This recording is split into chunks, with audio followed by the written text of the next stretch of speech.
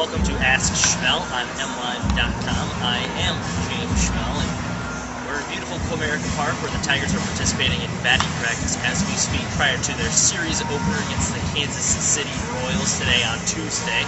We have a two-part question today from Linda of Howell and JPD of Sheboygan, Michigan. And Linda asks if the Tigers are responsible for the full contract that Brandon Inge will be making this year, as well as next year after the Tigers released him earlier this week. And Linda, to answer your question, yes, the Tigers are on the hook for $4.89 million of that contract after they unconditionally released him, and the Oakland Athletics picked him up on Monday and officially signed him to a one-year deal.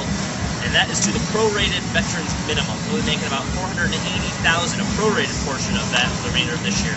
The Tigers are also responsible for the $500,000 buyout, which comes next year if they do indeed buy him out, which of course they will.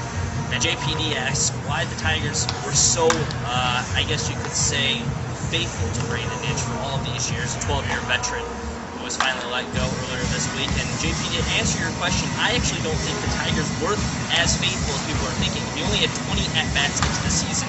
He was hitting 100 overall. But to be honest with you, 20 at-bats in a season is kind of fast for a team to actually pick up and unconditionally release a player. Typically, you see Jim Leyland making decisions on roster moves about 50 at-bats into the season. You saw that with Scott Sizemore last year as well as Will Rhymes. However, with the boos ensuing and with the Tigers' offensive woes this year, they needed to make a change, which is exactly what they did.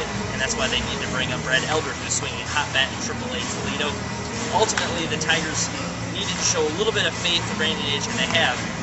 But Jim Leyland said ultimately it would come down to hitting. Brandon Inge has been struggling. That being said, I still think Brandon Inge does have the ability to hit. He's coming 2 years off of 247, which he hit, which was about 74 RBIs. And 3 years ago, if you remember, he had 27 home runs as well as 80 RBIs. So there's a lot of potential with Brandon Inge. I still believe he will hit well against left-handed pitchers, which is the role that Jim Leyland wanted him against this year.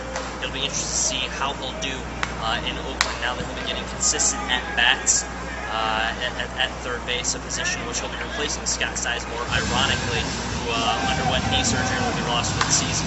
So ultimately, there's a lot more to that question, but that's what I can give you right now. For James Schmehl and MLive.com, this is Ask Schmehl.